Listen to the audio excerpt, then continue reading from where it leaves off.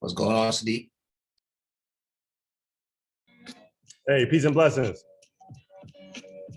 So hard to keep.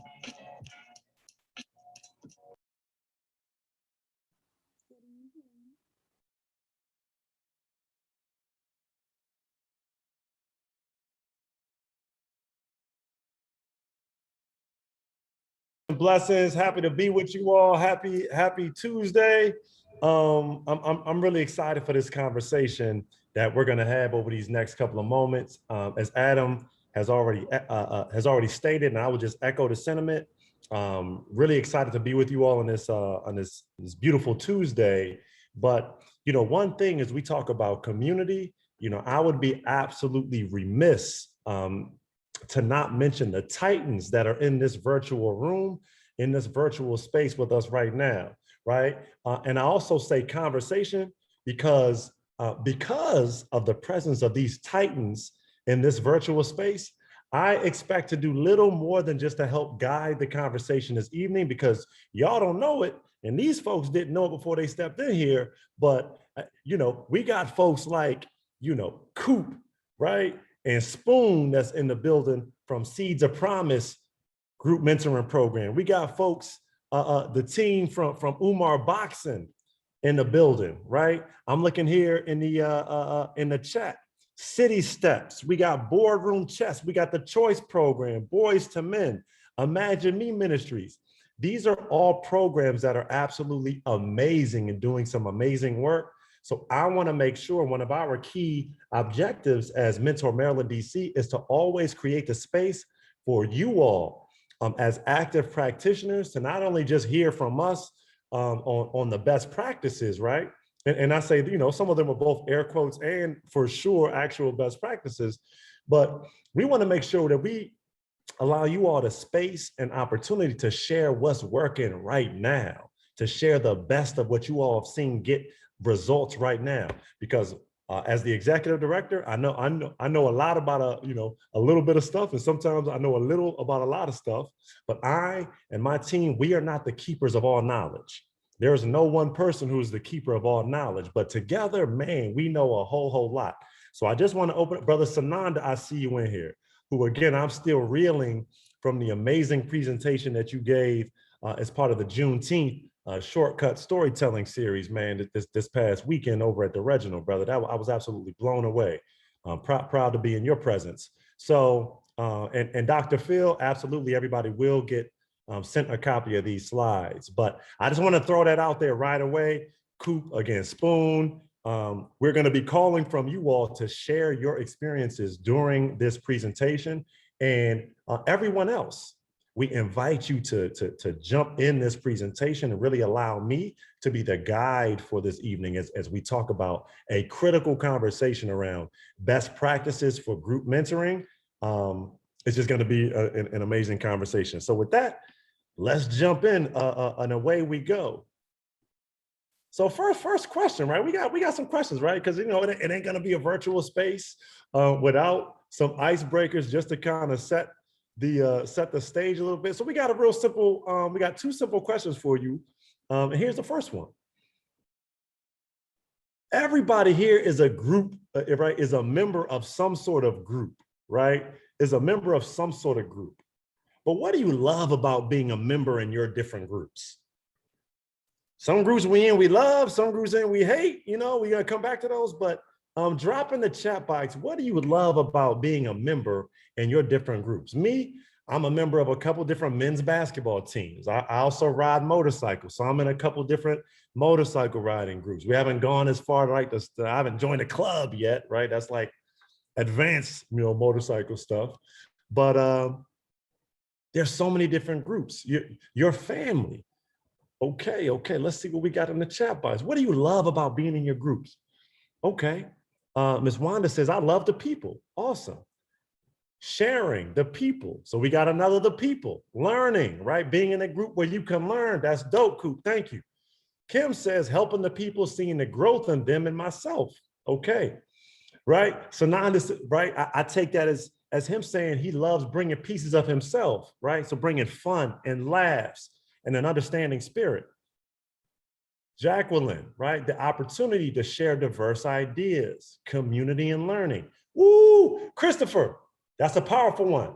Loves the opportunity to be both leader and student.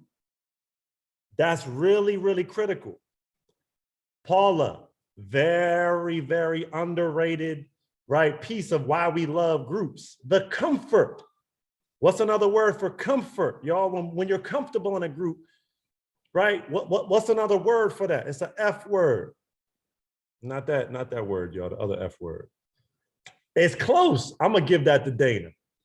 Your comfort, right, depends on your familiarity level. You're familiar with these folks, right? That's in your group, which leads to the comfort.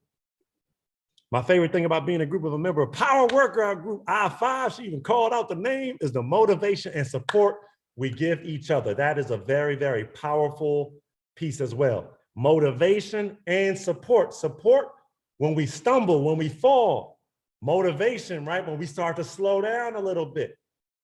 That's why some people hire personal trainers so they could get in their ear. You could do it, 1 more, 5 more. You know, crazy personal trainers, 10 more. Y'all know what it is? Brother Trey, the camaraderie. Now, so see, you jumping ahead. You still in my thunder now, Trey. That looked like a, did you Google that, bro? Did you Google that? No, I'm just joking, y'all. I'm joking. The camaraderie, vulnerability, diversity, and support helps me become a more loving person. That is really, really deep. Think about those words. We're gonna come back to these words. Trey almost, I think he Googled it. It's all good. I ain't mad at Trey, but this is textbook. I love these definitions. Camaraderie, vulnerability, diversity, and support. These are all hallmark characteristics of the groups that we love being a part of. Thank you all so much for sharing. Let's keep rolling. So as we know, every reaction, right? Or every action has a reaction, right? Every yin got a yang. So some of you all might have already guessed it. Thank you, Regina. I did not say accountability. That's the flip side to motivation. Thank you, Regina. Shout out to Regina, our amazing partners from SRG, helping us lead this youth development training series. But accountability, that is so critical to being a part of a group, because if not, you're really just like in a gang. It's not really a positive group if you don't have some of these characteristics. So the second question is, you got it. What do you not love about being a member of your specific groups? And again, I want you all thinking about your groups. I want you thinking about your specific groups. What do you not love? I ain't gonna use the H word, right? It's a strong word. But what do you not love about being a member of your respective groups? Drop those in the chat box.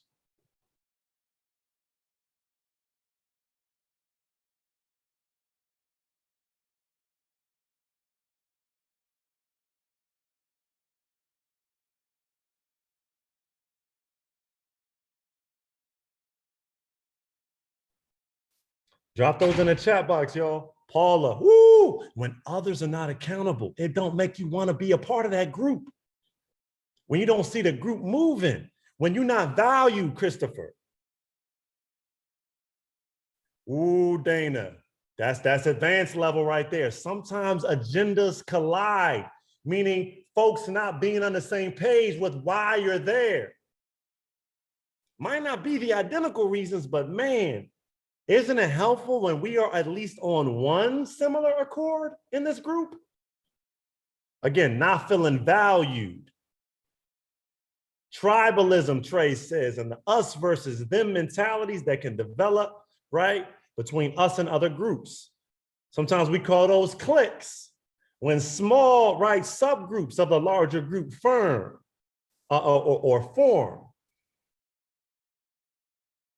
But then they're not really that helpful to the larger mission. Melanie, right? Just overall not being respected, right? Being spoken over, not recognized, which is back to Christopher's point, I think, on not being valued. Quatasha, maybe not feeling like your voice, right, is not being heard, or that you're not reaching your goals. So again, is this group helping me to become a better me? If not, I don't really love being a part of this group.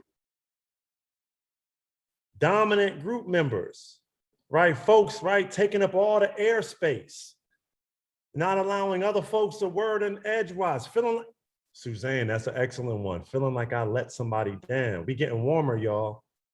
A sense of failure, not being heard. Y'all, listen, resistance to change. My comment somewhat goes right, being a woman in a space dominated by men. Now, you gotta check those men, Melanie.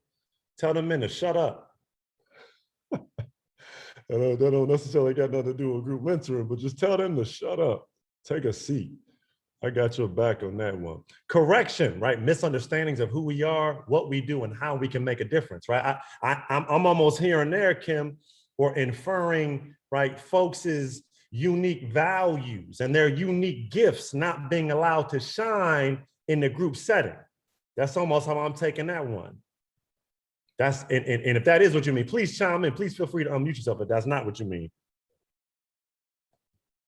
Let me just correct myself because I had typed it in incorrectly earlier. But one thing that I meant there is when people see who you are and they get their own perception of what you do. Like our company is the boardroom chess. They see chess, and because a lot of people probably aren't familiar with the game of chess, they make their own assumptions without knowing what we do and how we do help our communities and our young people. Got it. Thank you for clarification. All right, let's keep rolling, y'all. Let's keep rolling. This is powerful. These two questions, I just want to call out, right? These two questions are powerful.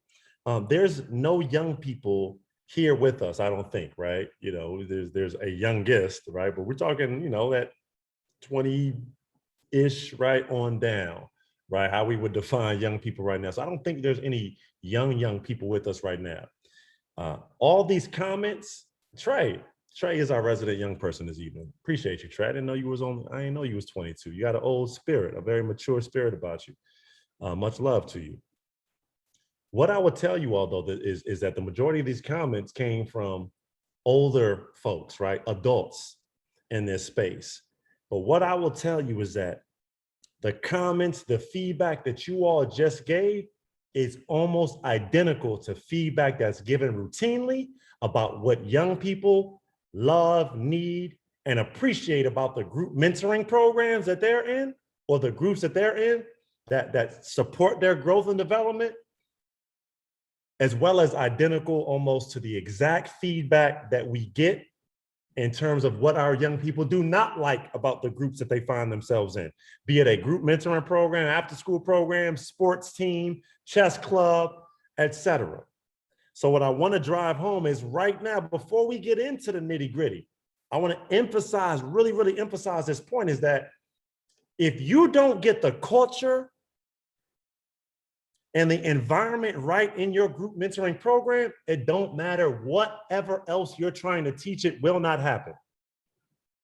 The culture and the environment is what we just described in these two opening icebreaker questions. Slide one, you all just described everything, right? When the culture is good in a group. Let's just rewind that a little bit, right? Community and learning, opportunity to share. I love bringing fun, laughs, and an understanding spirit, right? Helping people to see them grow and to see myself grow. Learning, the people, sharing. I love the people. Diversity and synergy, right? That's working together. All those things, ladies and gentlemen, only occur when the culture and the environment of a group is solid and stable and is in a supportive fashion. Conversely, no learning will happen in a group that is filled of pressure to conform, resistance to change, taking advantage of my strengths, but not celebrating them. Not being heard, right? Feeling like they let somebody down, over-domineering group members, feeling like your voice is not being heard and not reaching your goals. With these two slides alone, let me just give y'all a little bit of suspense. In some regards, you're armed right now with what it takes to create the best foundation for a group mentoring program. And that is in working on the culture, the familiarity, and the comfort level in that group. Because when folks are comfortable, they share. When they feel like their opinion, no matter how kind of off the wall sometimes, is valued, they will share more. They will come, they will contribute, they will support others. Understanding, right, culture and environment is critically important to designing any group mentoring program. And I'll just move on with one of my favorite quotes, which is from the late, great Rita Pearson. If you all have not seen, is anybody familiar with Rita Pearson? Her amazing TED Talk. If you all have not seen that, Antoine, please find that chat link. Rita Pearson, everybody needs a champion. And in Rita Pearson's TED Talk, which is essentially about mentoring, but really through an education lens, she says this: no significant learning can occur without a significant relationship. So the same is true when we talk about one-to-one mentoring, group mentoring. It's not going to happen if the culture, right, or that significant relationship is not there, or the culture, again, is not solid in that group. So this idea of establishing that first before you get into the X's and O's and what is on your agenda to teach, it will not happen without that significant, thoughtful relationship being intact. Yes, man, please take down this TED Talk. It's an amazing TED Talk. Okay, so let's move on. Let's move on. So the next question that we have for you all, right, getting into some of the nitty gritty, is how would you define group mentoring? How would you define group mentoring? And this is a point where I would love to invite my brother Coop to the podium. I told you I was gonna pick on Coop just because, again, he's done some amazing, continues to do some amazing work. But Coop, how would you define group mentoring, Coop? You with us, Coop? Can I pick on you? What's going on, everybody? How y'all feeling? Peace. Yeah. So, for me and how we do our best practices, we before we formalize them into restorative practices type thing, is just creating a safe space where our guys know that we're just as equal as they are in that moment when we're sharing. And it's just a conversation between big brother, little brother, however they feel in that moment, whether it's you need a big brother at the moment, you need somebody to be stern with you need a homeboy, you need a father figure, uncle, whatever it is at that moment. It's just creating that space to just sit and chill, relax, and just share what we need to share, but also be, as the adults in the room, not be the adult. You feel me? Be in that space where, bro, your voice is just as important as mine is. And in this moment, we're learning from each other. So it's not I'm the leader in this. I'm not the person. I may help facilitate it, but once we all are comfortable in the space and we've done it repetitive over and over again, then our young men are able to facilitate and lead the group themselves. So it's also about like being really strategic at holding the conversation, but strategically making it a safe space for them to share how they feel. And if they don't feel like sharing, like, we still hold them accountable. Like, bro, all right, we're gonna skip you at this moment. You don't have to share, and you may not feel comfortable share, but we're gonna come back to you so you still feel a part. And it's not like, oh, you forgot about, like you said you was gonna do something, you didn't never come back and ask me about the follow-up. So always been that all of us holding each other accountable to that moment and the space that we're in at that moment. So that's worked for us over the years, in every situation. So it wasn't just about discipline. It wasn't just about, the bad things that was happening. It was also when we had our ups, when we was shining bright, when we was putting the spotlight on our guys. It's an overall situation where we used it for every single thing that we did in that school building. That's great. That's great. Thank you so much for that, Coop. Regina put a nice cap on it. Sounds like she said she's hearing intentionality around reducing power dynamics. I would add in a couple that I just took away from Coop. Again, creating an environment, there's that word again, an environment and a culture, right, of a safe space, being very intentional. So again, Coop just reinforced what we opened up with. before we get into the X's and O's, we gotta have a safe space where folks feel comfortable. I heard him say the adults in the group are acting as guides, not facilitating every bit of the conversation so as to drown out the voices of our young people in the group. And then again, youth leadership, facilitating spaces where our young people have the opportunity and the ownership to lead and help guide how they want that program to be. Powerful. Anybody else? Give me some chat box responses here. How would you all define group mentoring? Give me a definition of group mentoring. Either unmute yourself or type it in the chat box. How would you define group mentoring?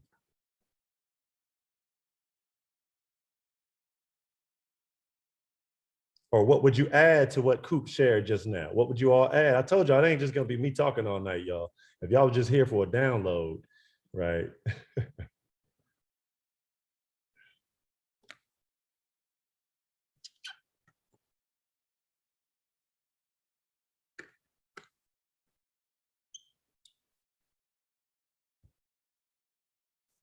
Love it, love it.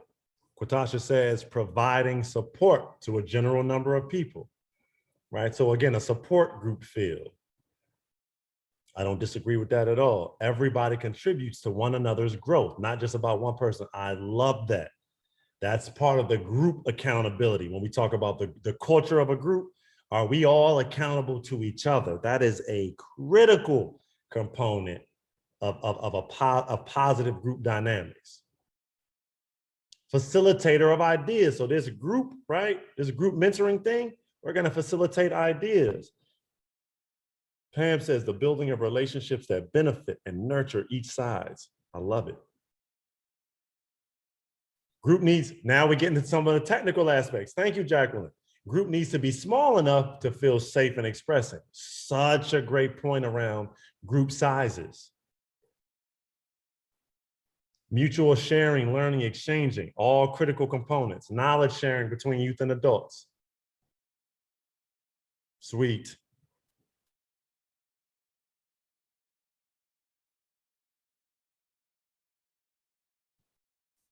Kelly says, group mentoring, right? Individuals who've come together, whether it's mandated or not, there they are. It's a safe space to share, grow, and learn. It's a space to hopefully identify a new support system, a group who can learn resilience and wisdom from both within and without. I love that. That's an excellent definition. These are amazing definitions. I think all holistically, we got it. We got it. So quite simply, this is how we define it from the official standpoint, without all the love and care that you all have already shared, right? Oh, we got another one. Groups that help young people, right? And a mentor. Oh. So let me go back. Let me go back. Yep. Groups that help young people and mentors become more loving individuals through the sharing of wisdom and support. Excellent. So now the big dub Coop, the environment and safe spaces. And then he added creating courageous spaces as well. So people are emboldened to be themselves, teach one another to be accountable. I love that. I love that. And again, I think that gets back to this idea of the group, right? Because when we think of, there's so many different aspects to that idea of safety. And I think that this is absolutely a component of creating that safe space where folks not only feel, safe to share ideas, but also open up, right? To be able to share pieces of themselves. I think that's where we start talking about that vulnerability aspect as well. So I think excellent point. Excellent point. All right, so now we got our official definition here, right? As we move on a little bit. Right? Who wants to read this slide for us? Volunteer to read this slide. Get some other voices in the space. I can read it. Thank you. Okay, group mentoring is defined as a mentoring program in which a mentor or small number of mentors works with multiple youth in an ongoing set group. The first, so 3 modules of group mentoring: standard group, One mentor works with a group of 4 to 6 youth. Co-mentoring, 2 to 3 mentors work with a larger group of 8 to 12 youth.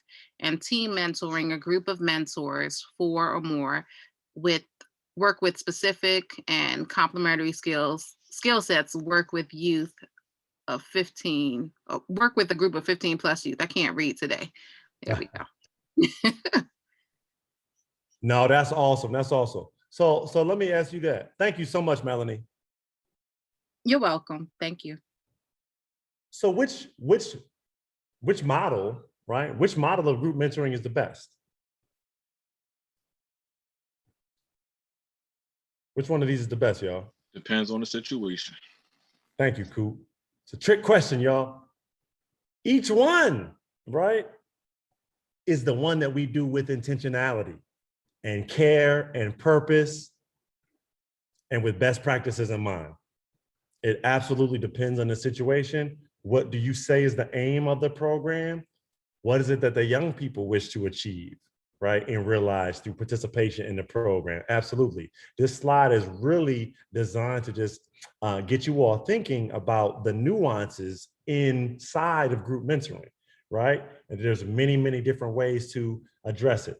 So again, one mentor, so that's a standard group working with 4 to 6, 2 to 3 mentors working with a larger group, right? So now we start looking at your ratios. And then team mentoring is when there's multiple, right? Multiple folks to multiple young people as well. And sometimes you can have that in smaller pods. Sometimes it's in a larger group, but these are the 3 sort of distinct models, if you will. And in reality, there are some programs that sort of go in between, flow in between these different models at any point in time, depending on what the challenges are of the moment, what sort of challenges are being brought up by the young people in the group, right? A lot of groups, right, they will leverage guest speakers, right, as fill-ins in some regards to the different aspects of group mentoring, right? And in some regards, we call that micro mentoring, right? When you have these micro mentors coming in with the sole intention of exposing our young people. And sometimes those folks can end up being longer term group mentors in a program setting. So lots of different models, lots of different ways to think about this. Let's keep rolling. Right, so what are some examples of group mentoring? So what did Melanie say here? We got another comment here in the chat box. Being able to offer an array is vital in groups, and each will have a different set of experience. Absolutely, great call here, Melanie. Depending on the bandwidth, and one of the other aspects, and we're gonna touch on this in a little bit, right, is, and I really want to emphasize this point as well, right? Because this is all about helping to strengthen, right? And just add in just different looks, different pieces to what you all are already doing, and I'm sure a very loving fashion. So what I want to emphasize is that in the group mentoring context, because remember, with every mentoring model, there's pros and cons to every model. So what we're starting to see more and more emerge in the mentoring field is that traditional one-to-one mentoring programs are now starting to incorporate more group activities and peer-centered activities into those one-to-one programs. So now, word to this hybrid approach, you're getting really like the best of both worlds. So likewise, we are really, strongly recommending, and in some cases challenging our group mentoring programs to figure out, even if it's once a month or once every 6 weeks, to figure out how to incorporate some one-to-one elements into your group mentoring program. Because as we know, based on personalities, the exact same thing we saw happen throughout the course of the pandemic so far, we're still in it to a large extent, but there are some young people, it don't matter how small the group is, they're gonna feel more comfortable one-to-one. They're not gonna share in a group setting. So they need some one-on-one time with that trusted advisor to be able to share some more of the nitty gritty of what's in their heart. They might open up and share more in a group setting, right? Depending on our intentionality with constructing that safe space, but there are so many benefits. You're gonna get even more by incorporating a strong culture and a strong family atmosphere in a group, When you combine that with a one-to-one aspect, being able to, again, pull away our young people, especially, I know Coop, and I know a lot of other folks, right? You get the toughest of the tough young guy. He the loudest in the group. He the bully in the group. You get him one-to-one, he meek as a mouse. He meek as a mouse because in some regards, that group setting is like a stage for them. So you don't even really get to know a lot of times the real them because they're on stage during that group setting. You get them on a one-to-one setting, they're completely different, almost night and day. So I just really want to emphasize, like, having that one-to-one time in a group setting is really critical. Having group setting time in a one-to-one program is equally as critical. So I just pause there for a little bit.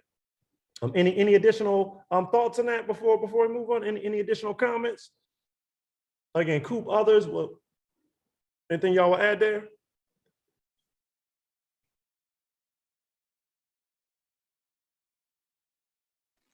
No, that's good. Cool. We'll keep rolling. So in the chat box, Trey says, is there a model for group mentoring programs where there are 3 to 4 mentors surrounding and support? So that's a great question, Trey.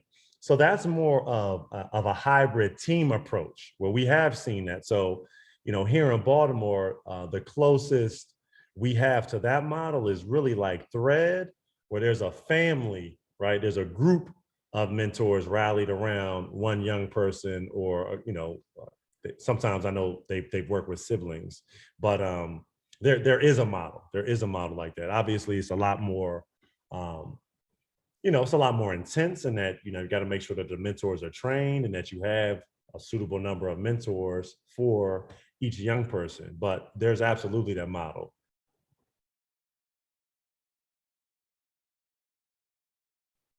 All right, cool. So we have a quick video that we wanted to be able to share with you all on some of the traditional characteristics of a group mentoring program, and then we'll have just a brief conversation about it. So let's jump in here. All right, cool. The name of the organization is the Mender Boys organization. However, under the Mender Boys organization, we have the Mender Boys Group Mentoring Program. And the mission for Mender Boys Group Mentoring Program is to provide information and exposure to what we consider to be an underserved demographic in young males between the ages of 11 and 18. What we specifically want to achieve is to successfully help young men develop teen skills, develop their teen skills, develop as teenagers into young males, into what we consider to be young males with a constructive future ahead of them. What about the next one? Student loans. What's student loans? For college. Exactly. Student loans to pay for college, because college is another one of those things that the expense costs so much that rarely do people have that money in their pocket to pay for it. So they go to the bank and get a loan. Just from personal experience and talking to some of the other volunteers, I've seen some major changes in that we can see attitude adjustments, we can see behavior adjustments. So we are making a difference, because a lot of times they need to see that male role model. And as you know, there's a lot of single moms out there, and they're looking for somebody that their young boy can kind of relate to, look up to, outside of what we see on TV as far as sports or entertainers. It's now on a local level, and I think that's one of the big differences that we're going to be able to make here. I've learned how to be a little bit more successful in life. Like, we learn about financing and saving our money up, and we've been learning about loans and how they can benefit us, and then we have to pay the people back who gave it to us. I've been here for like half of last year and the starting of this year, and we learned about like colleges, like how to like spend your money, like stuff that could help you like later on in life. I've been involved in coaching youth sports for 22 years. Coaching youth sports was a way for me to learn how to engage this demographics, this age group of boys. One of the things that I've always considered to be important for coaches to do is to have an idea of what their players are doing off the court as well as on the court. I've seen personally from an adult standpoint the issues in terms of money and the challenges that adults have. And what I figured out was a lot of the things that we do as adults comes from what we did or did not learn as we were young kids. So my reason for volunteering is to do what I can to put them on the right track when it comes to saving, investing, staying away from certain types of debt, because the sooner we can get to them, the less likely they'll make some of the same mistakes that we've made. So I see a difference, and that's why I wanted to just kind of help out and just give my time to them and see however I kind of help.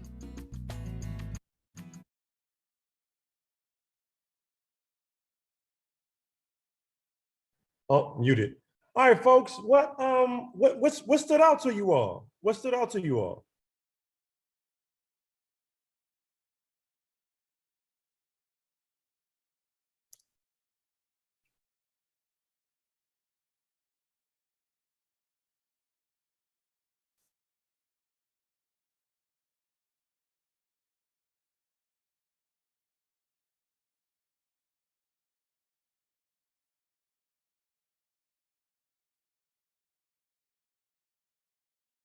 What did you all observe? What stood out?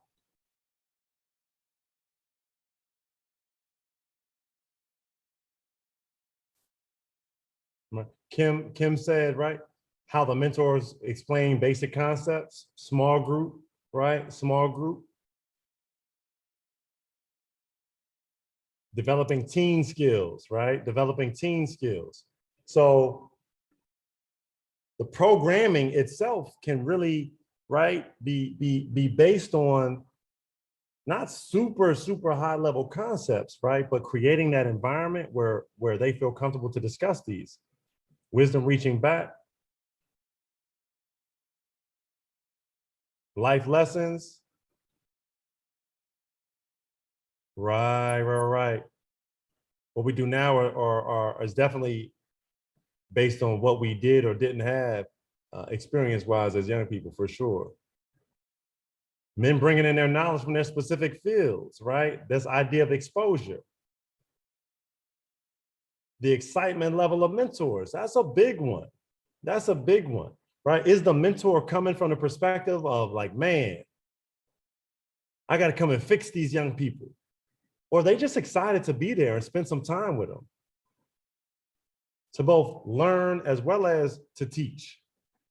That is such, again, just an underappreciated, right, characteristic. Is the mentor excited to be with the young people? Are they excited to be there?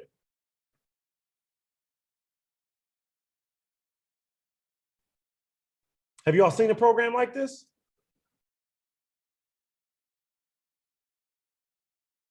Right? What could those programs? Absolutely, we all had, right? Another thing too to observe is that program also, it looks as if it's taking place after school as well. That's based on a program out of Texas,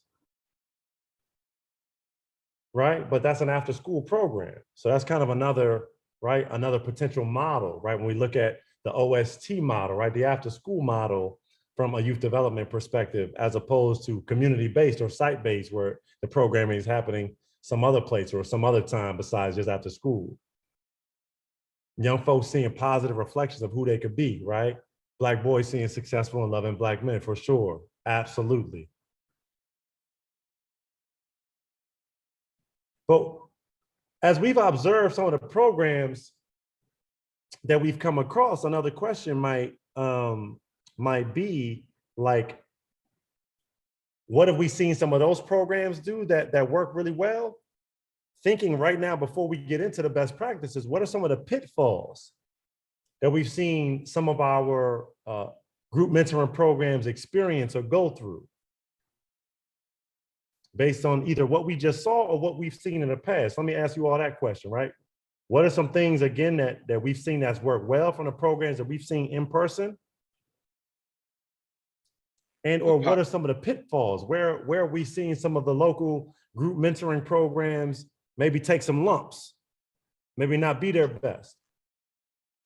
The powers that be want immediate answers, and it's a process. So if you're not fully invested into whatever the mentoring program is providing over a course of time, that short access or that short turnaround that you're looking for to help build whatever it is you're trying to build won't work unless unless everyone is completely invested into what is being done. So I hear you, Coop, saying more like the sustainability aspect, right? The commitment. We ain't looking for no short-term wins. This ain't no overnight success sort of deal. Like folks got to be in it. Right. When we first started, we had a lot of opposition from the teachers and some of the admin that was there when we first started our programming, and it was like you was fighting them more than you was fighting the kids. The kids was, the kids at first like, I don't need no mentor, that this, that, and the third, but it was more so fighting the adults in the process. And everybody think they know everything, and everybody want to be the captain of the ship. But if everybody the captain and no one is back there staring or putting something in the pipe so we can get moving, then there's no it defeats the purpose. So it took us a while to get the buy-in from everyone, but once people started getting that buy-in that it was effective, then we saw the most turnaround because everyone started participating and everyone started buying into the situation. But fighting the adults is what was the question number 2 from the thing earlier? What you don't love. Facts. I want to key. Thank you so much for that, Coop. I want to key in on something really, really critical that is separate but related, specifically to this topic of group mentoring. And for all of you all on the line that are considering starting a program, if you haven't already started one or you're in the very early stages, please hear me clearly on this. And even if you are some years into it, but have hit a little bit of adversity, I think this thought could be applicable to you. And that's this idea that every adult that works with you in your program don't gotta be a mentor. Every adult on your team that works with you in your mentoring program does not have to be in front of young people.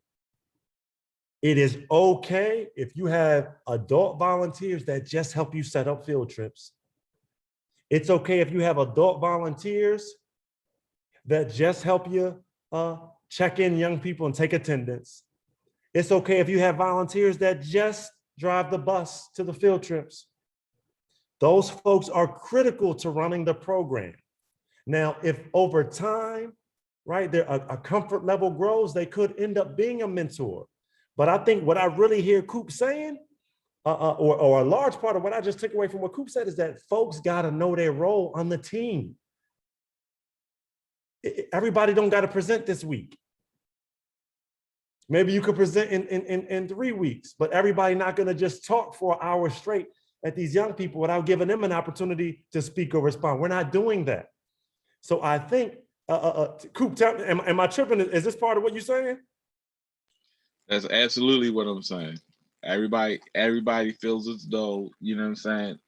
Everyone's role is important, right? But at the time of what's being done, it's okay to fall back to let the other person or someone else be in the situation at that moment.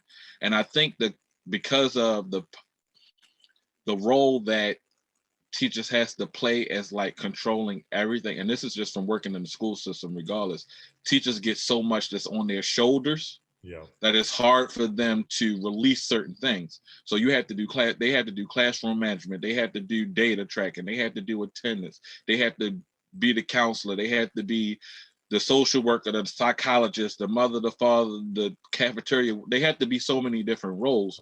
So in that process, when there's someone coming in to help with what's going on, it's oftentimes seen as a threat to their position when Folks it's really get not. territorial. You get what I'm Folks get saying? territorial. Somebody said And it you in the don't chat have box to. earlier. And you don't have to. You know what I mean? Like, there's no reason to be territorial. I understand why you feel as though, because if something happened, the teacher is the first person of everything that's going on.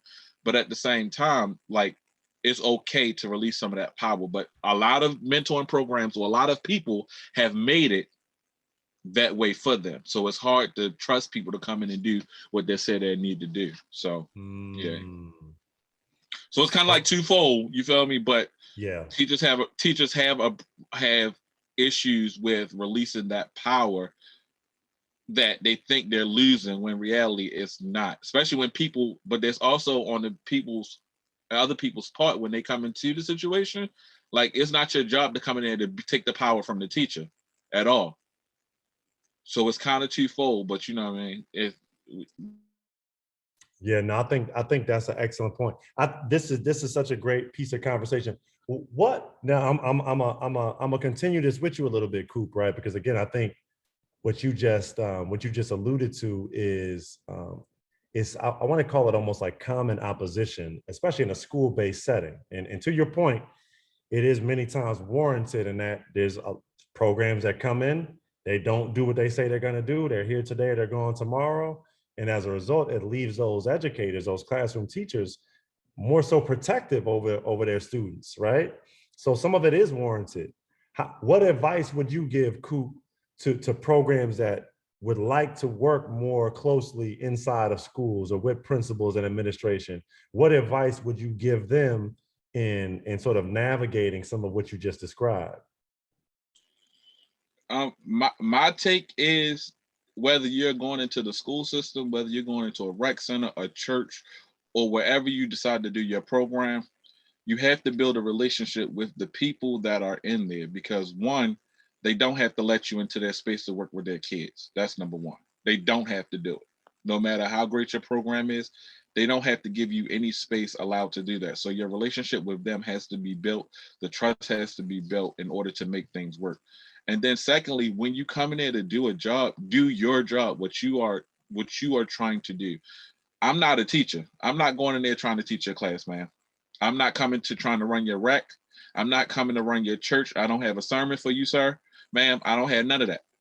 My job is to come in here on the days I'm supposed to be here and help make your job easier. And you have to really be a person that is willing to take a step back to take a step forward at the same time. Yeah. You can't go in there trying to take over what people are doing, because one, people are very territorial with everything that they do. You get what I'm saying? And it's a process, but the process, and for those people who want those quick process and them quick turnarounds, if I think that program ain't gonna last long, I'm not giving you no leeway to go do what you want to do or to make progress, right? So the fact that you might not last is already a barrier in itself. It's already a barrier. So most people, no matter the setting that you're in, they don't want to release their space to people who aren't going to be effective. Yep. So you have to go into you have to go into every one of those situations with humbleness, but also, I'm here to do what I need to do, and I need you to allow me to do that. That's right.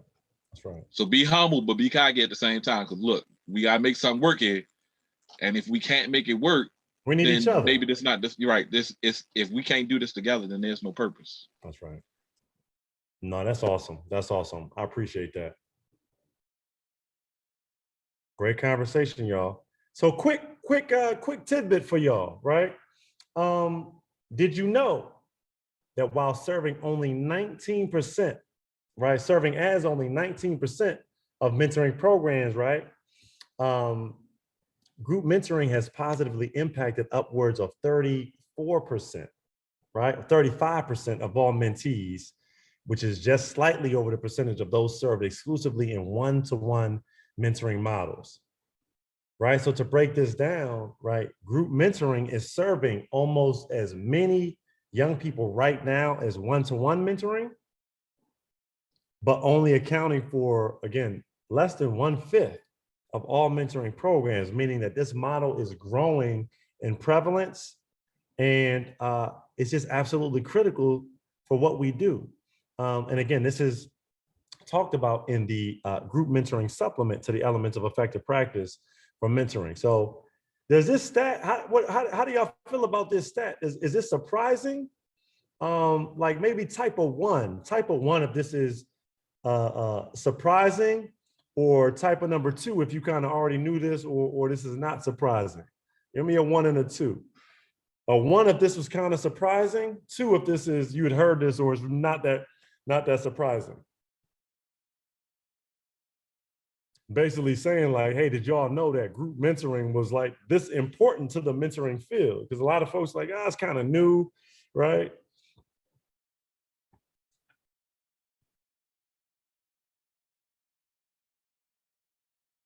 For me, this is a really, really, again, just important statistic to key in on, just because, again, a lot of times, folks are just kind of wondering how to get started. Groups at 1 and 2, right? But again, when we talk about group mentoring programs serving the same number of youth, it presents a really, really critical opportunity for us to reach scale quicker than we might be able to one-to-one, because as we know, adults, so many of us want to mentor, we want to get in the game, but sometimes don't know how. Life happens, a lot of these different pieces, but group mentoring offers truly a pathway to get to scale a bit easier, not tremendously so, but a little bit easier than going the traditional one-to-one route. So that's why this stat is also really, really critical. So in one word, right, just one more check, and then we're going to get into the nitty gritty of some of these best practices, right? But in one word, what are some of the benefits to group mentoring that we've already discussed, and that you all are thinking right away? You can be thinking about, all right, I can do more of this in my program. I can tighten up my program, right? One word, what are some of those additional benefits of group mentoring? Give me one word. Community, yes.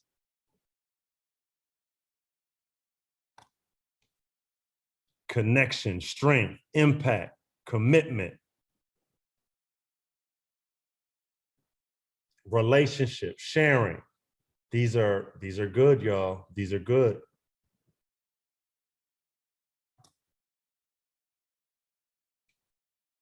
Empathy, change, togetherness, powerful.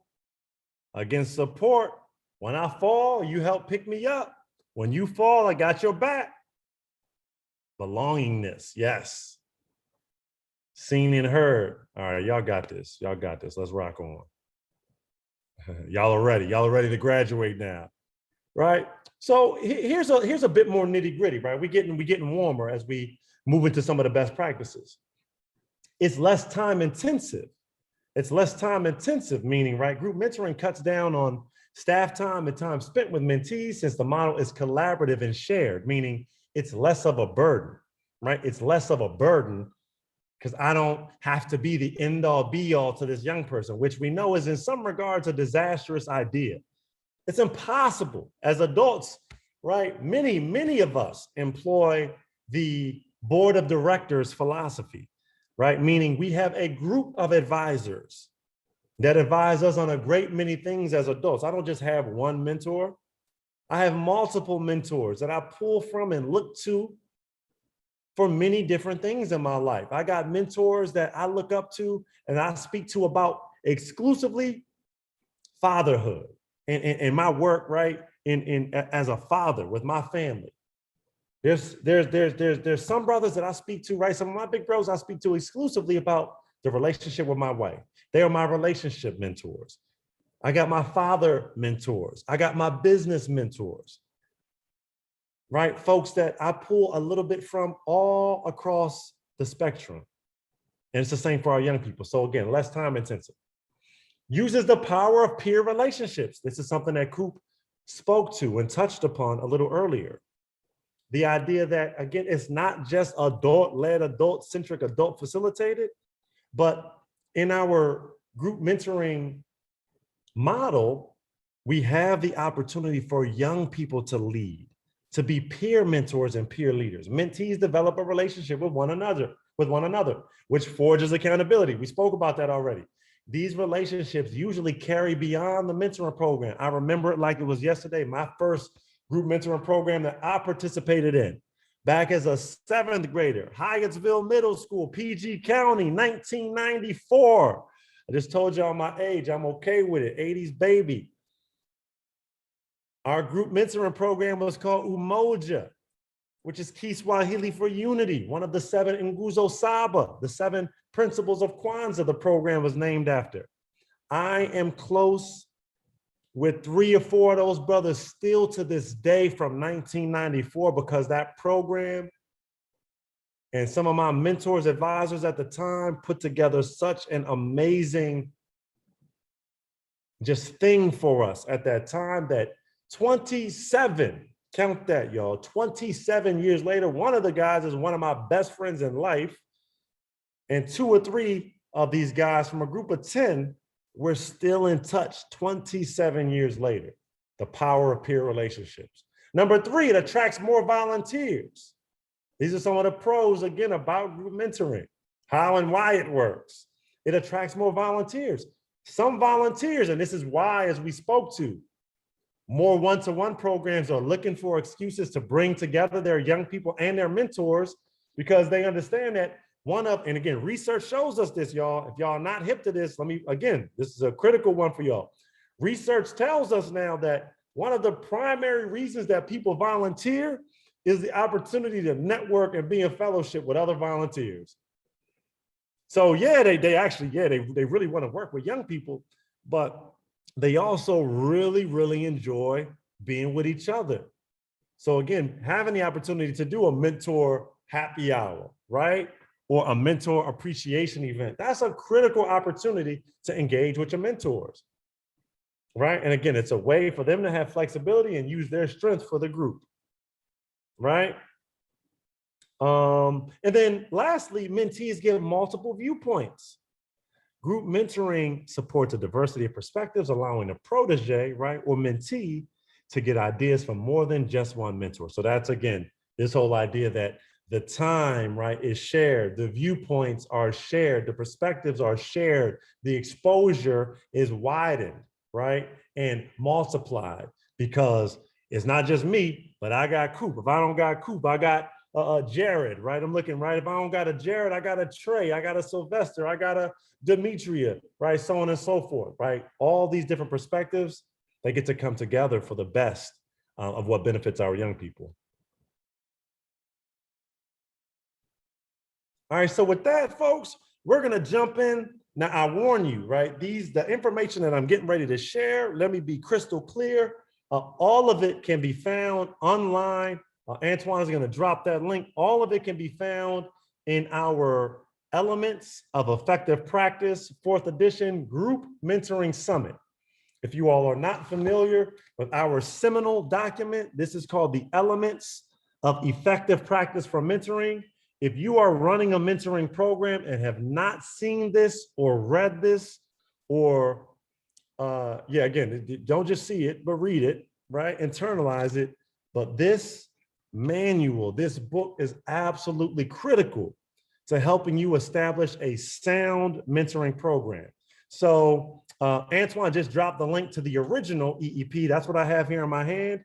Again, it's comprised of 6 standards that every mentoring program needs to have in their toolkit as you're creating your program, but there's also multiple supplements that deal with specific aspects or different models of working with young people.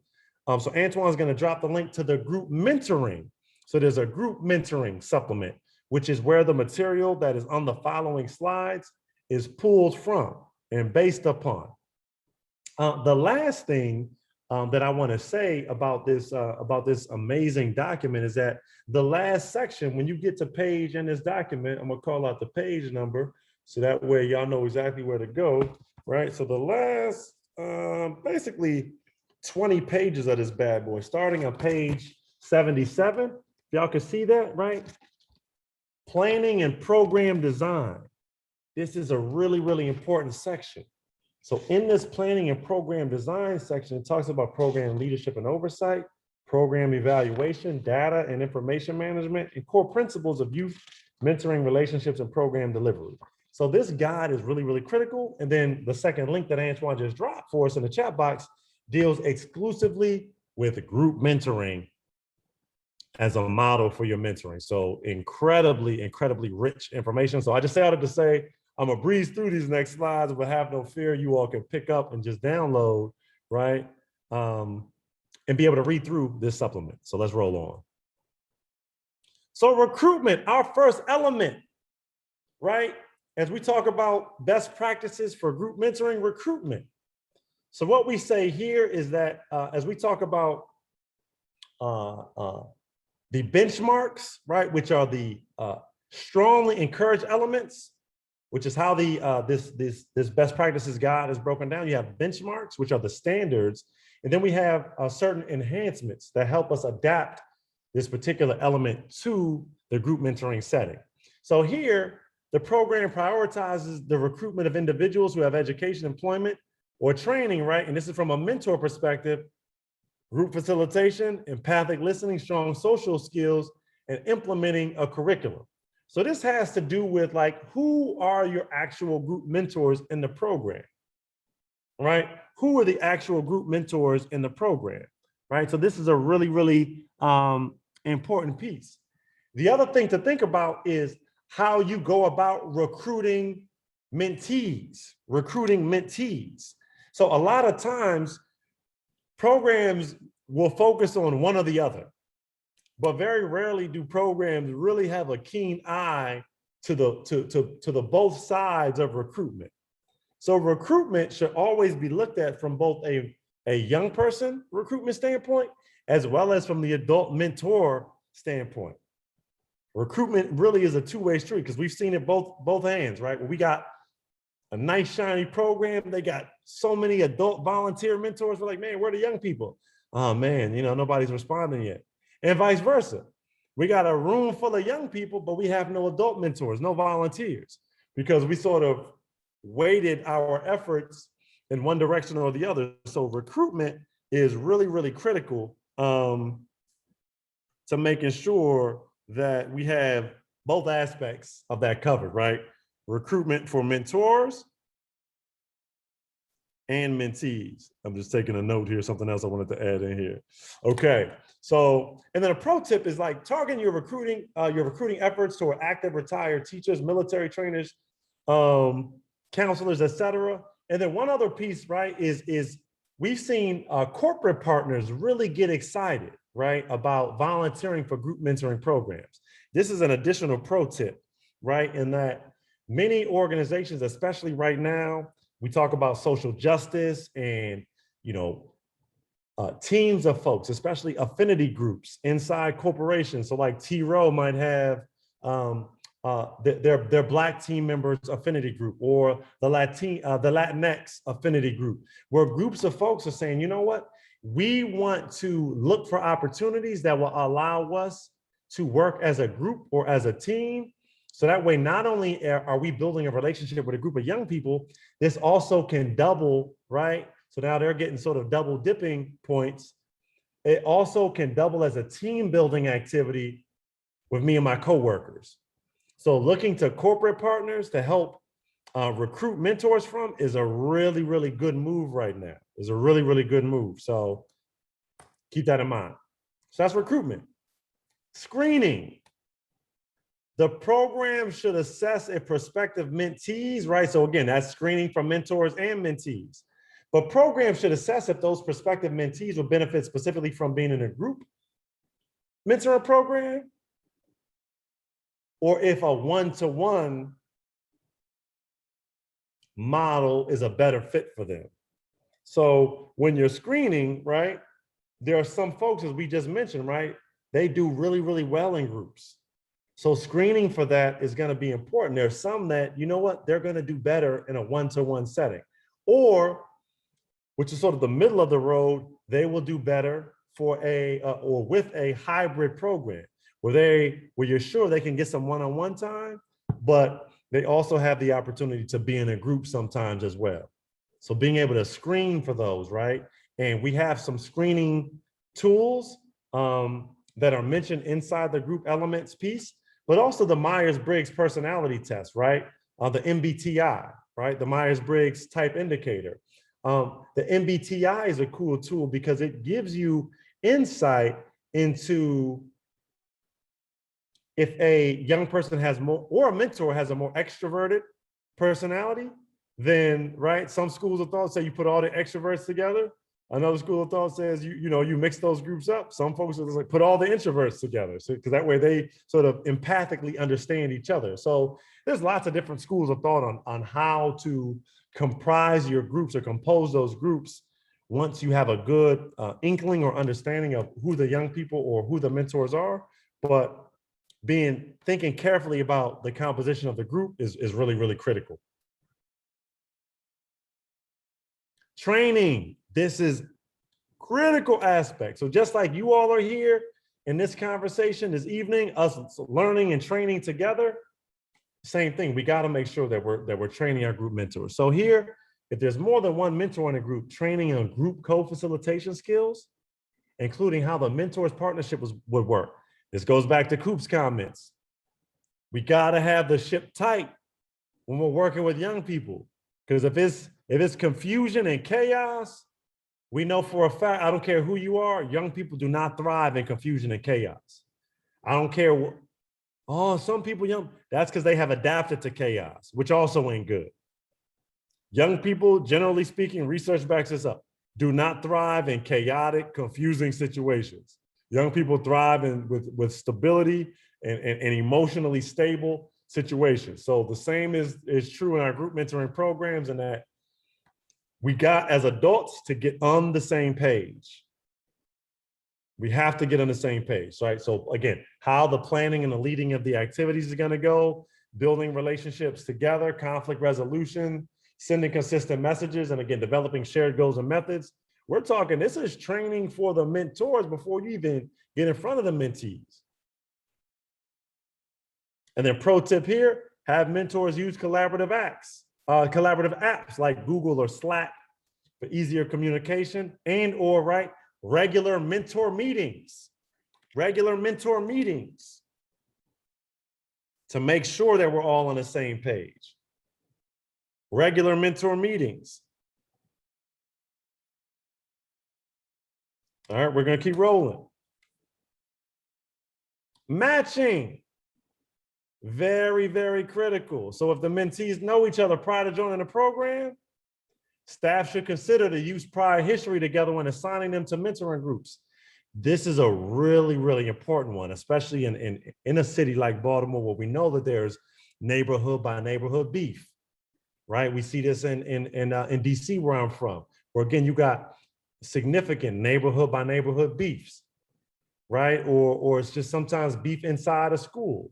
So knowing, right, as we're matching, and this is part of the screening, just understanding their peer groups, et cetera, right? Being able to check to see if folks have been the victims of any sort of violence or bullying, right? To see if there's any, again, beef, sort of pre-existing beef to that group. Or if they're close friends, right? Avoiding always putting these young folks together, because then that leads to them potentially forming cliques inside the groups. And now that has or creates the opportunity to undermine the overall composition and comfort and safety of the entire group. And then again, as it pertains to matching, obviously not avoiding, but addressing, letting mentees know that you're aware and that you're supportive of whatever changes might need to be made in the group, because some of these things might pop up later on. So you might need to change up the composition of groups later on. So always be keeping that in mind. Monitoring and support, critical. And I'm gonna pause after this. I know there's a lot of info. And again, there's more in our supplement. The link is right there in the chat box. Program staff members from monitoring and support. And again, monitoring and support, again, means we're both monitoring and supporting the young people in the mentoring program. That means getting regular feedback from them about how it's going, but also, of course, checking in regularly with our mentors of the program. Is there regular check-ins scheduled with the mentors. Like I said, having those regular mentor meetings. So that way we can constantly be giving each other feedback about how the program's going. So that way, again, midstream, upstream, downstream, we can course correct to make sure this program is as best as possible for our young people. So again, program staff members should also ask their mentees about their relationships with their mentors, as well as other members of the group. How are you getting, Sadiq, how are you getting along with Coop? I see sometimes y'all got a little thing going, because that might be an opportunity to bring Sadiq and Coop together to have a conversation, right? These are some of those additional things, right, and benefits that we have from being in a program together. And it's a fun exercise allowing mentees to evaluate the mentors, which is a really, really cool idea, right? Again, not just how's it going, but man, how is Sadiq as a mentor? How is Sadiq as a mentor, right? I might be surprised at what I hear, one way or the other, okay? Lastly, before we pause, this idea of closure. This is a really, really big, really big point here, you all. Closure. So closure here refers to not just the closing of the program for, the school year or, the 1 year sort of closing of the program, but this also has to do with the closing of each meeting. And in many regards, the opening of each meeting, which has to do with rituals, right? So programs should provide mentors with strategies for closing each meeting with rituals that encourage reflection on the group members' relationships and personal growth, and also allow each member to say goodbyes in ways that mirror the ultimate closure of the group. So case in point, each meeting, right, should start with some sort of pledge or mantra. We've seen that work really, really well, right? Each group, right, should have some sort of secret special handshake, right? Boom, right? This is what tethers the group together and creates that group, encourages that group to become more cohesive. We've seen in larger groups, so let's say you have a group of 50 young people, right? An idea could be, and I've seen this in some groups, where you might break down each one of those groups by an HBCU name. So that's the Howard group. That's the Morgan State group. Morgan, whoop, whoop. I see y'all Bears. Right? You might have the Morehouse group, so on and so forth. Shout out to Spelman. We might have a Spelman group or the Hampton group. But I think each one of those groups can then have their own rituals and kind of things that they do, right, in order to again, create more of that group cohesion. And again, pro tip, having the young people themselves select the names, have the young people themselves create the handshake and the rituals and the pledge, whatever that thing is. Because again, ceremonies, all of this are the rituals. And again, from a culturally relevant standpoint, groups of African descent, young people of African descent, this is part of the DNA, right? The idea of ancient African rituals, right? Drum circles, opening and closing rituals. Same thing in the Latinx community, right? There's a lot of like really deep rituals that come directly from cultural traditions of Latin communities. And the same thing with our indigenous populations as well. So many just really cool strategies that are culturally relevant can be integrated into programs. No foot, okay, Coppin, I see y'all in the chat. Okay. So yes, really, really important stuff. So I want to pause here, right? This was a lot of info right here. What are you all's reactions to some of these best practices for group mentoring? What are some of you all's reactions?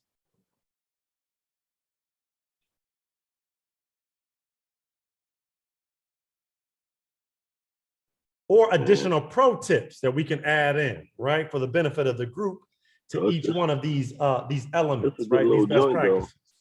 And I got some contacts throughout this place. I know a couple of philanthropists. I know they like to give money out. So we get this together and they like to give some bread out. It seems like to be a good look for us. You know what I mean? He already got the kids. Who's speaking too? I can't tell who's speaking.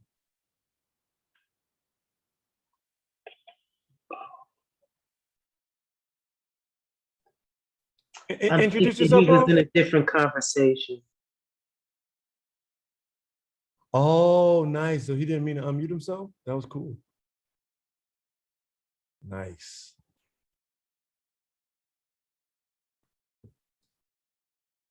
What would you all add? What would you all add? Or what reactions are you all having from these best practices?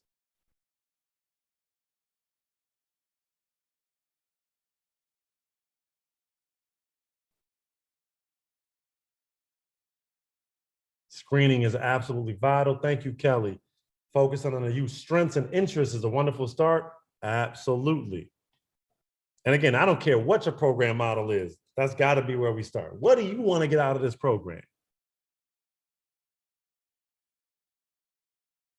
Sananda echoed that, right?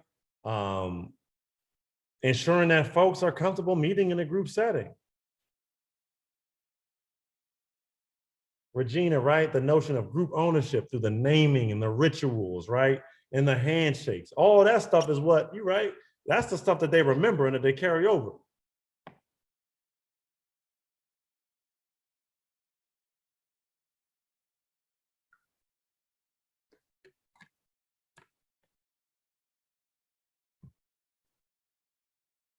Okay, what about everybody else? Just making sure y'all still with us. Just making sure y'all still with us.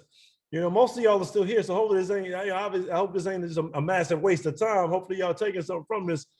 I don't like to demand participation, but just making sure y'all still with us. Okay, okay.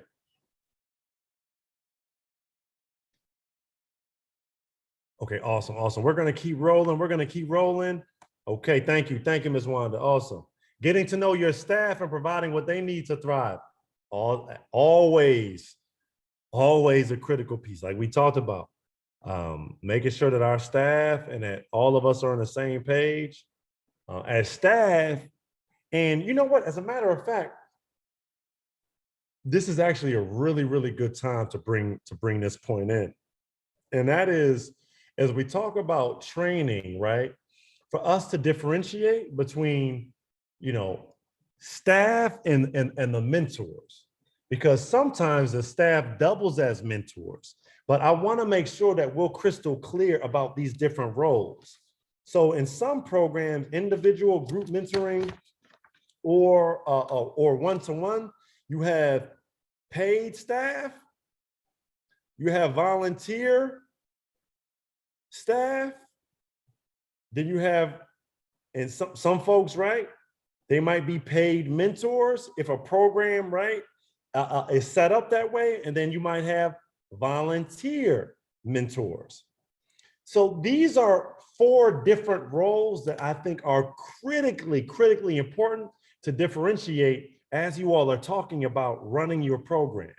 Because as we talked about, your paid and your volunteer staff, they might also be mentors, right? But at the same time, you know, you got to be crystal clear about the role that you have everybody playing in that organization. You see, if there's not a crystal clear definition of those roles, it's going to lead to confusion inside your program, right? And again, it's okay if sometimes folks shift roles.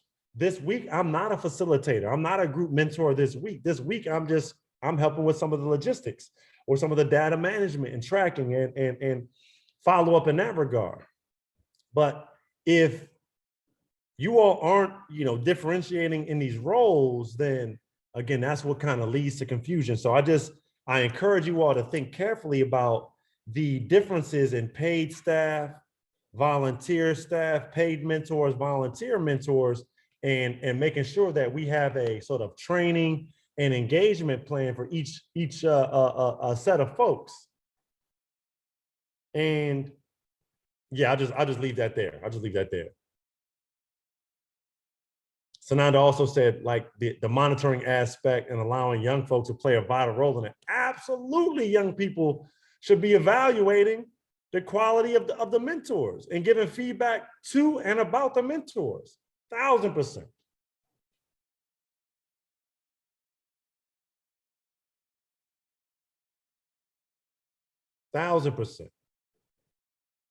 Okay, we're gonna keep rolling. So listen, let's we want to have a little bit of a discussion right now, right? Let me see. It's 7:04. We still making good time. I want to drop us into some breakout rooms right now, if I can. We're gonna do a 10-minute. We're gonna do a 7-minute breakout right quick, right? Because a lot of times when we're in these settings, we think that, you know, stuff got to take 15 years to implement, right? And I got to go back and have a board meeting and a whole bunch of committee meetings, et cetera, right? So I want folks to be able to ideate quickly on these best practices and to be able to answer these questions, right? Which ones, Antoine, let's drop these questions in the chat box. Which ones are you already doing? Which ones can you easily implement now?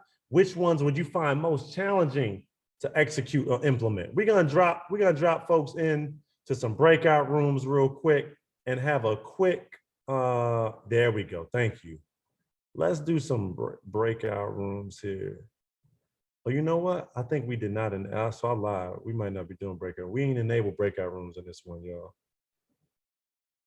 BCYF team, I don't think we put breakout rooms on here. We gotta make sure we enable those on the next one. I just peeped that.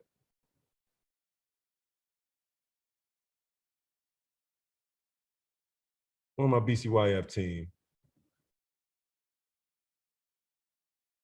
Might have stepped away. Yeah, thank you, Regina. Exactly. All right, so listen, so that means we're gonna have a group discussion then. That's all we're gonna, that's all we're gonna handle that one. So reflecting on these best practices so far, which ones are you already doing? Which ones can you easily implement right now?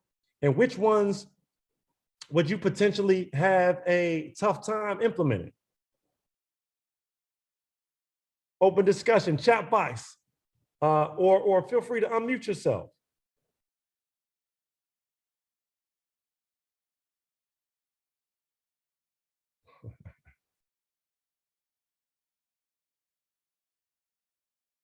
We're answering these 3 questions on the screen right now, y'all, because again, we want to implement fast. We want to course correct fast. We want to add in these tips, these strategies fast.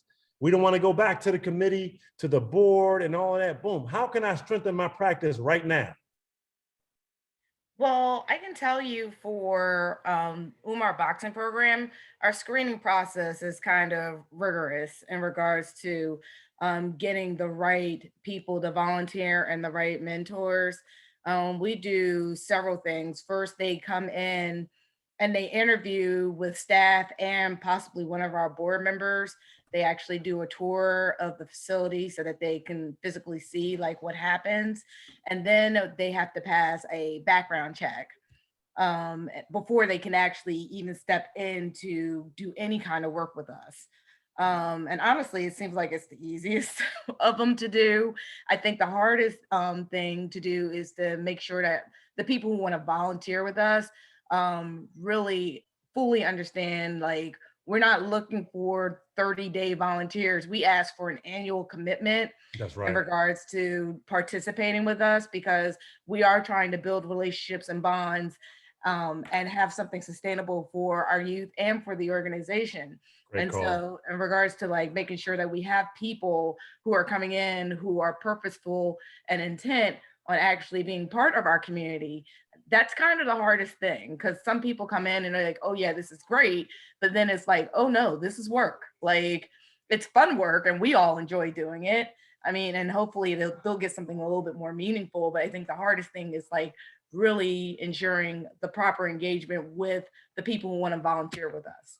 And so with our screening process, we incorporate all of that so that you have a full understanding. And we have some people who've done all the process, but have not come in to volunteer. Yep. Yeah. So I think for me, for Umar, those are the 2 things. No, that's excellent. Thank you so much for sharing that. And I think, you much rather what Demetria just described, you much rather that than have them quit midstream with a young person. after a connection is starting to be forged. So we much rather be rigorous on the front end than and then get them in the door than they leave.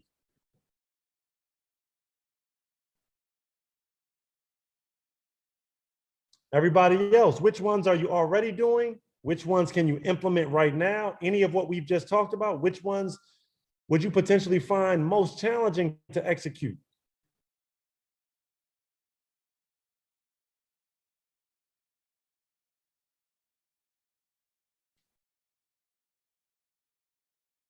While you all are thinking of that, this is going to be a good time for us to plug this one more time, and that is we have small group session TA. So again, just like our young people, if you don't feel comfortable sharing, which obviously is the case for some of you all, no shade, we love all of our introverts, right? We have these small group sessions. Please take down this link, right? Please take down this link. So we have a small group session this Saturday, June the 26th, where we're going to be speaking about implementation of some of these best practices in a smaller group, right? So you'll be able to pick my brain, so to speak. We'll have one of our other consultants on, but also individual TA. So we, attendees of this session, you can sign up right now with this link, bit.ly/BCYF training 5 for individual TA right now. Right, up to 3 hours specifically on this topic, right? To be able to ask whatever questions that you want to ask. So just wanted to throw that out there. We got you. If you don't want to share here, it's all good. It's all love.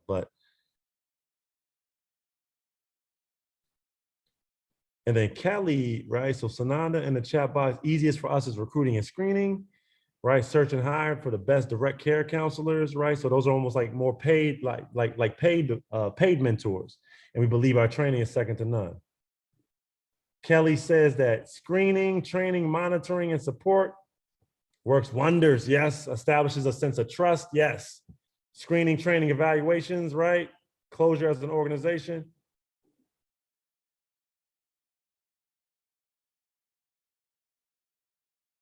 Kelly, you're gonna have to break down that last piece for me. You lost me a little bit there at the end. Yes. You lost me a little bit there at the end. Absolutely. Just an apology. My letter S on my keyboard does not work, as y'all may have peeped all the fives. We just thought you was avant-garde this whole time. That's a great story. That makes it even cooler. We just thought this whole time, like, man, they must be an artist or something. They avant-garde, and I respect it. Hey, the whole time I thought they is promoting I-5 down over here. Me too. Man, thank you for that explanation, Kelly. That again, that's awesome. Yeah, absolutely. So just to break down a little bit of of what I find most challenging to execute, I would definitely say closure, just because so I am a paid mentor with the Choice program, and so most of our youth are with us from a time frame of 3 to 6 months, which is definitely not enough to establish a long-term relationship or mentorship with the youth. And so what I find hard is just it just feels so abrupt, because one day I could be speaking to you and the next, oh, you completed it. I didn't even get to say bye to you. And so that's just something that's been a little bit more challenging to execute. Yeah. In terms of rituals, and when I am on the phone calls with the youth on a weekly basis, I always love to ensure and kind of give them the platform. Is there any common question, concerns, or anything that you want to share with me? And sometimes you will have youth who definitely take that opportunity. Is there a minimum length time with young people in Choice? You said there isn't.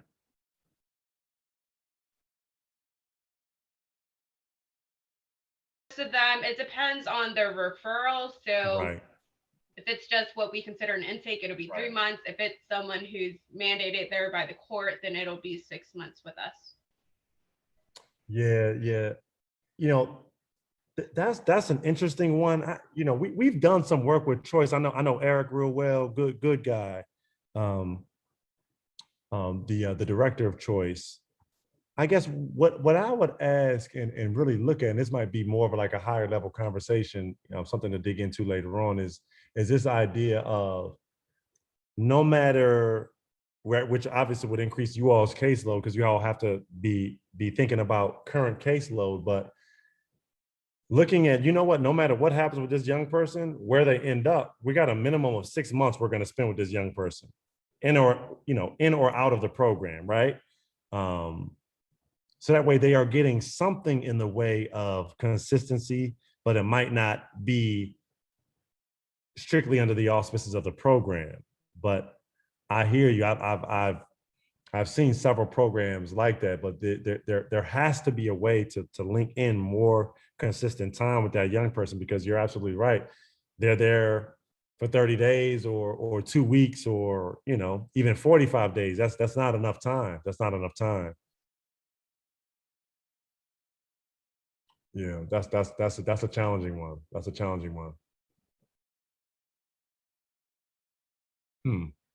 Yeah, let's spend some time. Unless that is not enough time, but there's also what is the goal that that people are achieving in that short amount of time, right? Great call. Because we've had kids that's been in our program for a short amount of time, and based off of what the goals are that we're trying to work with that kid, it works, and then some of them it doesn't. I do think that for us, because ours was mostly based in school, it was based off of some indicators that we had to go by, right? Or some indicators that we were focused on, like, this is the reason why we're here. This is what we're trying to do. Let's use attendance, for example, right? We're trying to, the kid came in with a 30% attendance rate, right?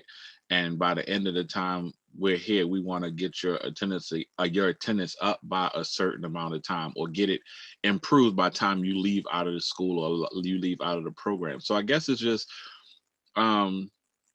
give or take, like how you go by those particular goals that you're trying, that has to be met, especially with the courthouse or whatever the case may be. Maybe the kid ain't wasn't showing up to their probation dates or stuff like that. Like, what is the goal that makes it more effective, so it doesn't seem like it's just abrupt and we've ended the services? Because I know we felt like that at a time too, where we were like, man, this is not enough time.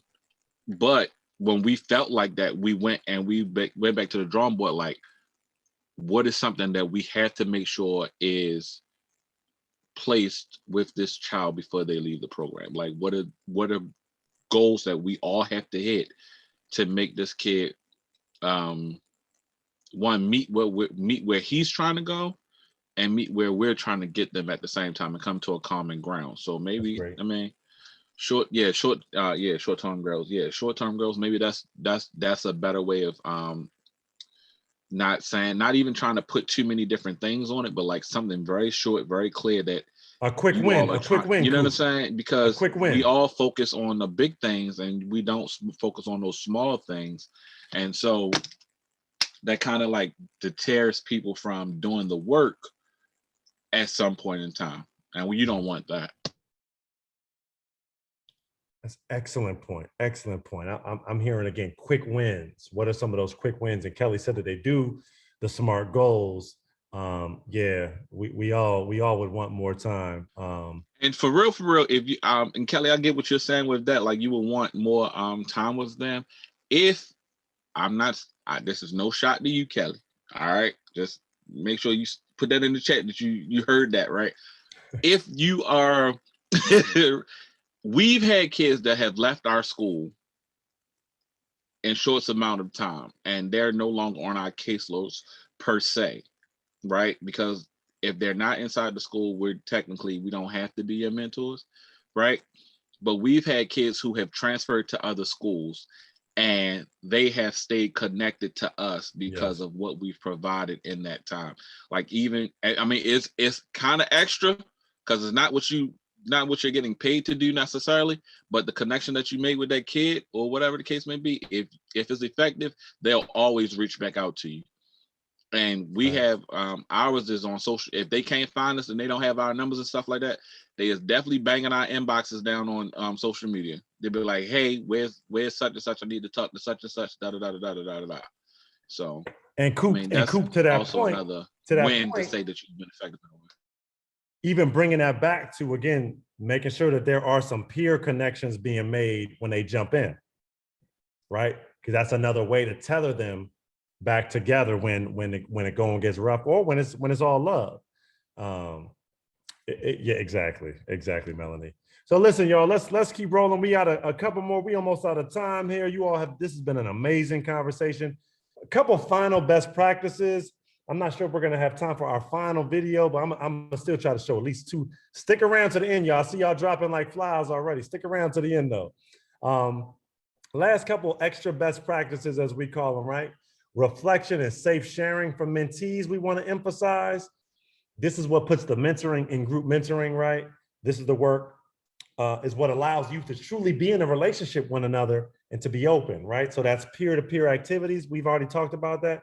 Mini groups, designating them with an accountability partner. So, hey, Coop, Sadiq, you all are working together for the duration of the school year. If I don't know where your brother is, Coop, we got a problem. Sadiq, if you don't know where Coop is, I got a problem with you, Sadiq.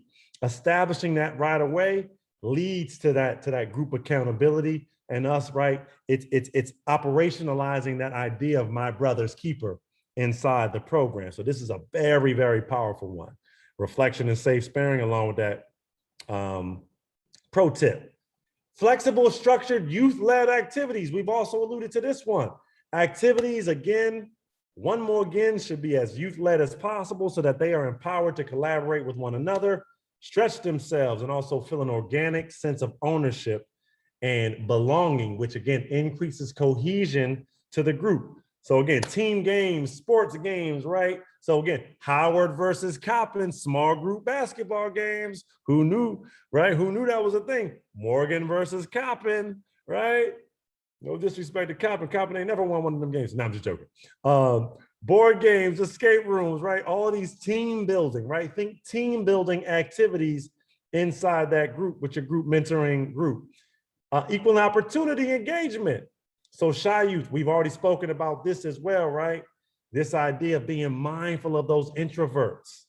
And again, this is also where that one-to-one piece, bringing that into group mentoring, and where in one-to-one settings, they're bringing in more group mentoring, but just kind of being aware of those introverted, more shy young people, because those mentors are going to need to pay extra special attention to them to make sure they don't get overshadowed, right? Don't mean they any less passionate, certainly don't mean they any less smart, but they just got different needs and a different way of expressing themselves in terms of how they emote, etc. Okay. Emphasize safety and belonging. We've talked about some of this as well. You all are going to get these slides. But again, that sense of belonging is what keeps them in the group. We started with this. It's fitting that we end with this. This is the main thing that keeps them in the group, is that sense of belonging, right? Is that sense of belonging. This is the main thing that keeps them in a group, which is highly, highly based upon the culture that the adults help to set early on, right? Now, well, our young people don't set the culture, they maintain the culture. We as the adults and the conveners of the group, we help set the culture. And that's gotta be critical. They maintain the culture that we set, but we set the culture. That's probably the most important job of the adult. Okay, wanna super emphasize that. We're not gonna get here. This was our final video. We are going to blaze through this just to make sure that there is enough time for our evaluation. So if we could please take this evaluation before we slide out of here. This is case sensitive. This is case sensitive. Antoine, if you could drop the real link in here. If Antoine's gonna walk us through, we got some other trainings and stuff coming up. Of course, you could put your phone up. This is a workable QR code. Please let us know what you took away from today's session.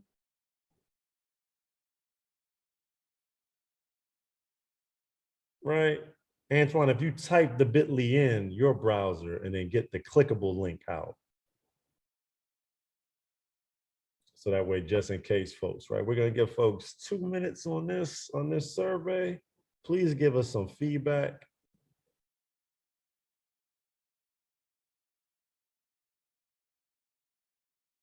There we go. There we go. That's a clickable link for everybody else. Antoine, you want to tell people what else is coming up here? Which, bada bing. Yeah, thanks everybody for sticking with us until the end. Here's just some upcoming events we have that we'll be either at or coordinating at Mentor MDDC. So today, obviously, is the best practices for youth mentoring. On June 23rd from 5:30 to 7:30 p.m., we have our first DC Mentoring Town Hall. That is tomorrow evening. We'd love to see any of you there, but especially those of you coming out of DC. This merger, it has been very exciting for us, and we're looking forward to seeing a lot of you guys. July 7th from 11 a.m. to 12:30 p.m. we have a session on combating white saviorism. July 16th from 10 a.m. to 12 p.m. we have our second DC Mentoring Town Hall, and our third is on August 3rd from 3 p.m. to 5 p.m. And on August 12th through the 13th, we have our Maryland United for Youth Conference, or MD4Y. We're really excited for that. You can register for any of our events following the link on the screen. I'll make sure to post that in the chat so it's easier for you guys to access. But yeah, any of you guys want to come to those, we love to see you.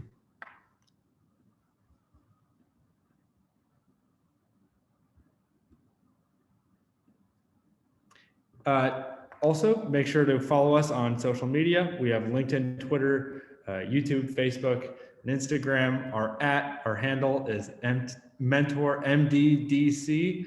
Our excellent Vista, Olivia James. I don't think she's with us right now. She handles all of our social and does a really great job. We are always looking for more followers and to engage with you guys on as many platforms as possible. So make sure to give us a follow.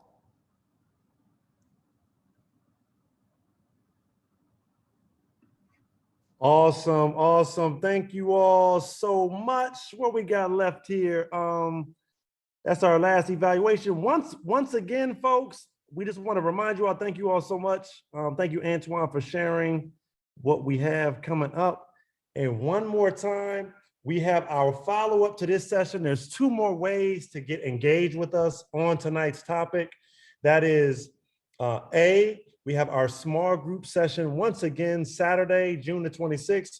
Myself and Antoine will be here on Zoom, 10 a.m. to 12 p.m. for us to talk even more nitty gritty. We invite you all to come back and participate, as well as, again, please sign up for your individual TA. We got 3 hours, again, sponsored by BCYF, Baltimore Children and Youth Fund, for programs or individuals thinking about starting programs to actually spend some one-on-one time with our team around building out and thinking through those best practices for group mentoring in this case. So, and then after that, our next course session will be also facilitated by myself and the Mentor Maryland DC team. That is Partnership Development 101 for community-based mentoring programs. Really excited about that session. That's gonna be a good one. That's gonna be a good one, y'all. Hey, thank you so much, Coop, man. Really appreciate your voice. It's easy to me, man. We putting you on the spot, making you co-facilitator. But you know, when we stay ready, when we in the work, folks ain't got to prepare. They just speak from the heart. Thank you, Brother Sananda. Much love to you. Final questions before we sign off. We got 2 minutes left. 2 minutes left. Feel free to unmute yourself or post your question in the chat.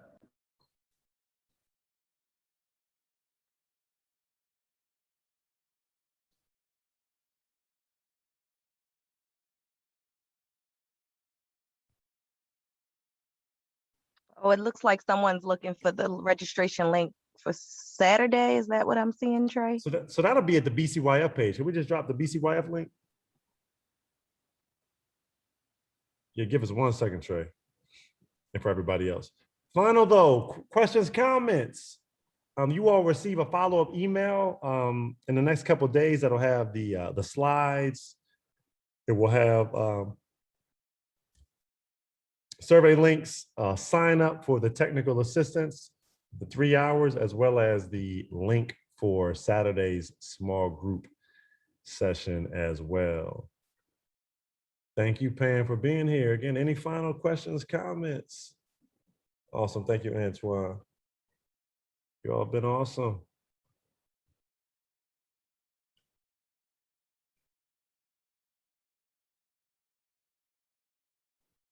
Well, thank you so much for being here. Demetria, thank you so much for sharing.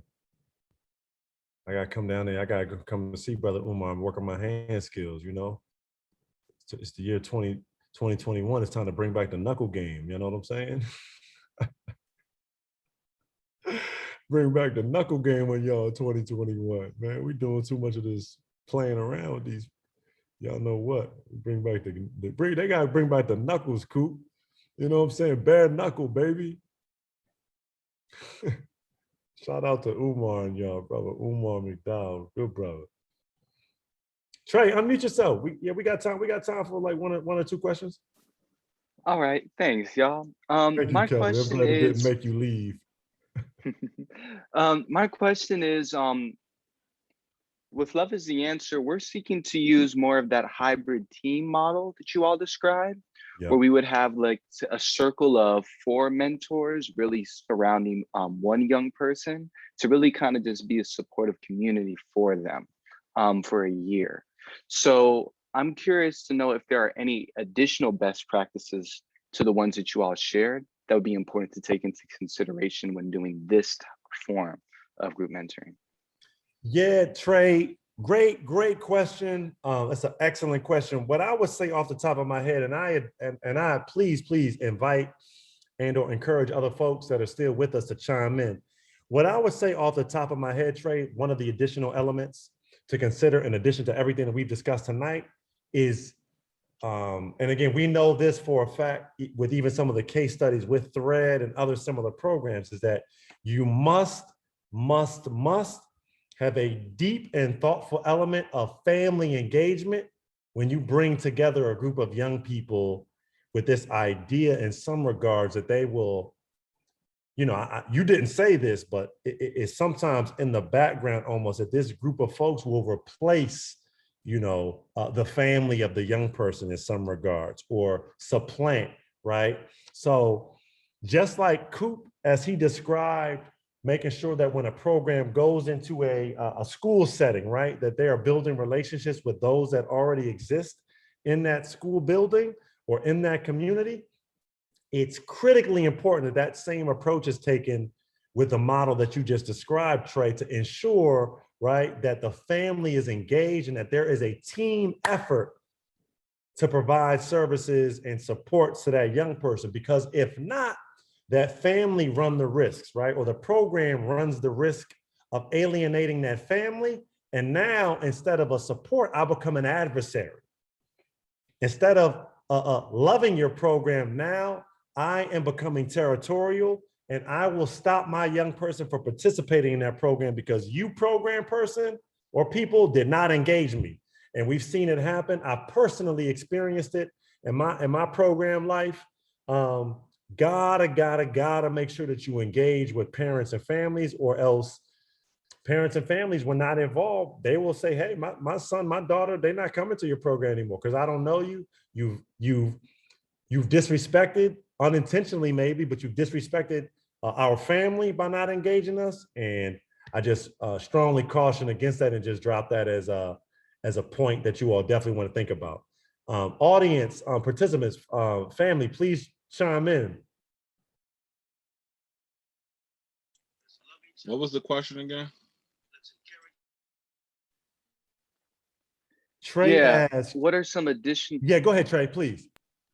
Oh, yeah, thank you, man. What are some additional best practices to keep in mind when doing a hybrid team model mentoring program where you have maybe like 3 or 4 mentors supporting, let's say, one mentee?